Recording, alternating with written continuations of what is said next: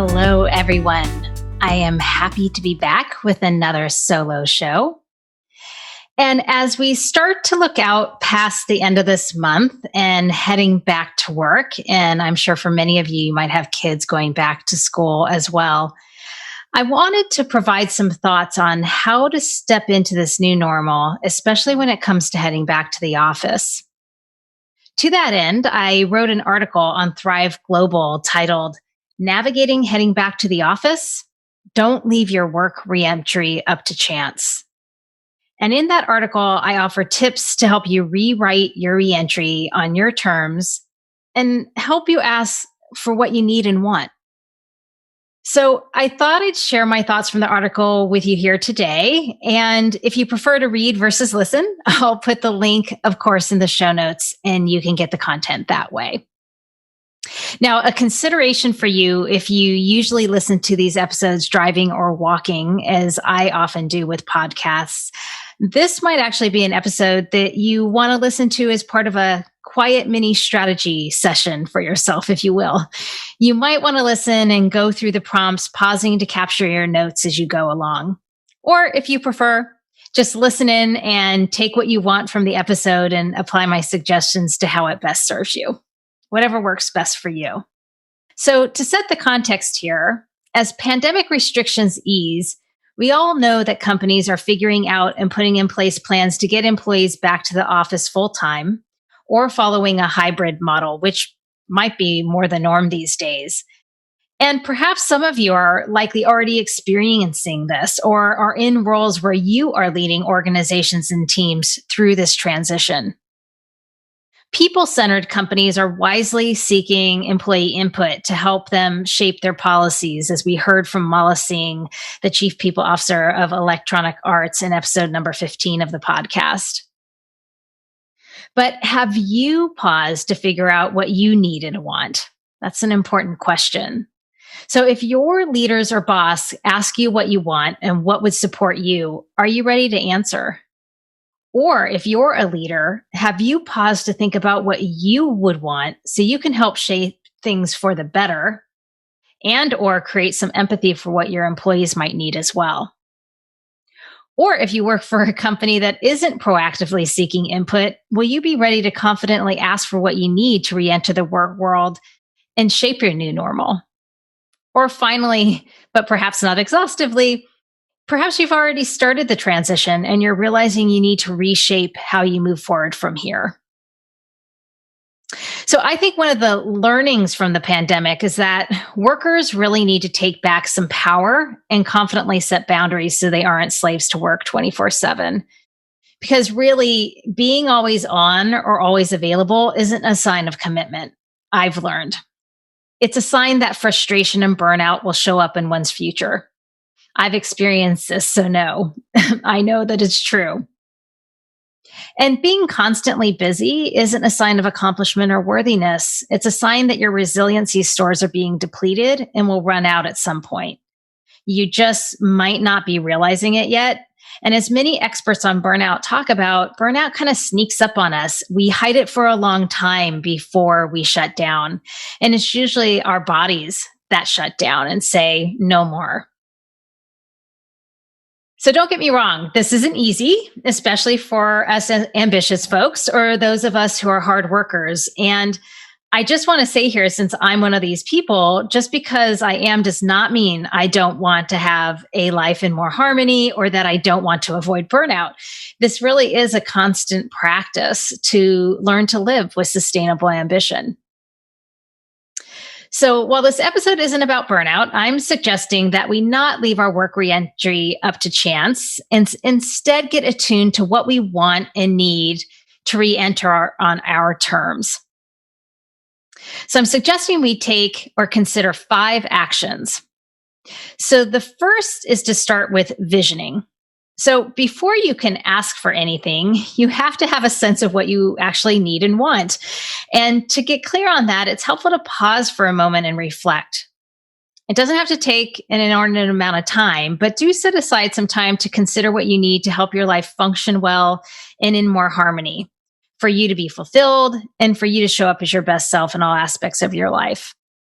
And as Catherine Carruthers suggests in episode number 22 of the podcast, talk to the people important to you in your life about this. Get their input into what would this visioning of a more harmonious life kind of look like. So, a first step in this visioning to consider is to actually learn from this pandemic living we've been doing. So, there was a good article written by Arthur Brooks, which I'll capture in the show notes, that talks about really taking advantage of what this momentary pause has given us. It really is this new experience that holds a lot of learning for each of us. So, consider what from during the time of the pandemic do you want to carry forward? And what from during the time of the pandemic do you want to put down and leave behind? Next, define success for yourself in your life. This is really a critical pillar of sustainable ambition. You won't be able to sustain something that you're doing if you're living someone else's agenda. It just, at some point, it will break down. So in this moment of reimagining your world, take ownership of what success looks like to you and define it on your terms. Look at what you want and get to do and who you want and get to be, rather than considering and anchoring on societal shoulds. So ask, what would I want to do to feel successful and fulfilled in my life? Who would I want to be to feel successful and fulfilled in my life? And then even consider how you might measure that success, and be inspired by Eva Dino in episode number 16, where she talks about measuring her success on things like the number of camping nights per year she gets to take with her family, or running a certain number of miles per week. So, for example, your success metrics might include something like committing to having an evening meal for an hour every day with your family because you value connection and being a good parent. So next, after defining success for yourself in your life, get clear on your values, because that's going to be a core component of that success as well. And really take the time to better understand what you value in your life and what's important to prioritize. And then define what those values really mean to you.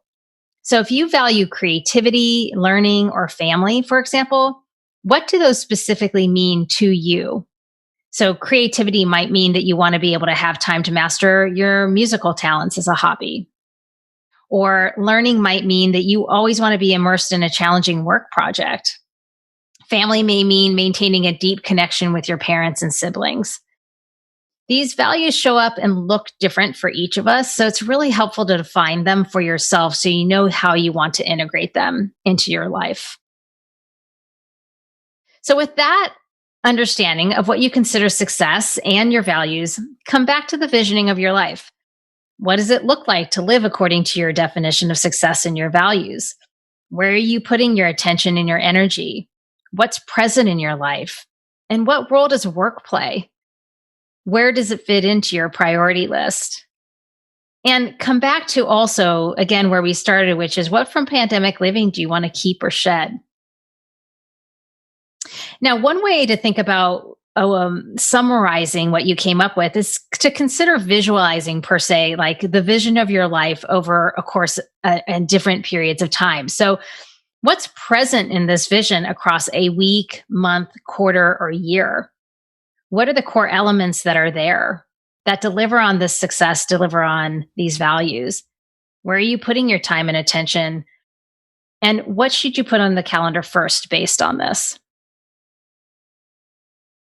Okay, so with visioning kind of set out, let's now layer on number 2, which is ambition and pace. So I talk about this with sustainable ambition, that many of us fail to get clear on our personal, internally driven ambitions. We aren't honest about how good we want to be and how quickly we want to attain our aspirations. Or perhaps honest isn't quite right. It's not present to us, or we don't keep it in focus. And societally, we make a lot of judgments and assumptions on this front, one way or the other. For example, some believe we should demonstrate grit and rise up the ladder quickly, while others negatively view some of us who are workaholics. So I'll admit I am a bit of one who is both looking for sustainability and have learned how to accomplish that in my life, even being a bit of a workaholic, but it takes practice. So neither is right or wrong here is really my point. What's important is to tune into what you want.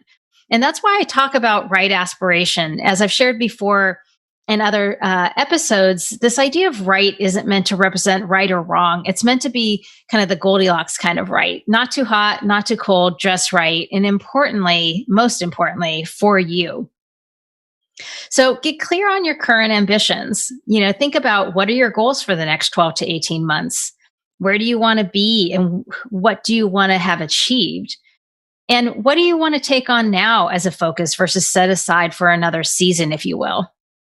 So, another thing to think about when you're thinking about ambition, and I've kind of been alluding to it here, is to think about layering on setting your pace. So, a common theme coming out of the pandemic is the aversion to going back to our modern pace of constant busyness. And to break that cycle, one has to be realistic about the pace at which they want to be leading their lives and managing their careers. So, be honest. Do you want to be in the fast lane, the middle lane, or the slow lane? And again, there's no right answer. And there's nothing wrong with being in any of them. Some people run at a faster pace and want to be in the fast lane because they're jazzed by their life and work, or it's just how they're wired. Others may be balancing work and family, so want to be in the middle lane. And then others, especially now, frankly, maybe in a state of recovery because of the recent demands from work, caregiving, or general life circumstances. So what's most important is to be honest about what you need in your life right now, and what you want your life to feel like.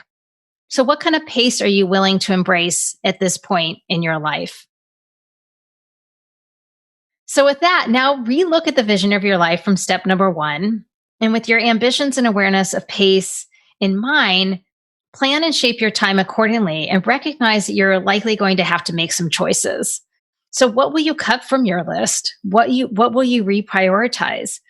What will you allow yourself to be bad at or lower your expectations and standards because you want to put your attention elsewhere? What might you be able to outsource, or what can you share with others? So that's number 2, thinking about ambition and pace. So the third thing to look at is resilience. So work-life balance is a term I don't really like, and that I think many of us say this really does us a disservice. It sets unrealistic expectations about our work life should look like. It is rare that we can have balance all of the time. And as Adam Grant has said, quote, work-life balance sets an unrealistic expectation of keeping different roles in steady equilibrium, end quote. So I think a better way to find more fulfillment and avoid burnout is to build work-life resilience. So start with determining what you need to sustain yourself. So get clear on the non-negotiable must-do activities that you need to have as part of your day, week, or month that will keep you operating at your best.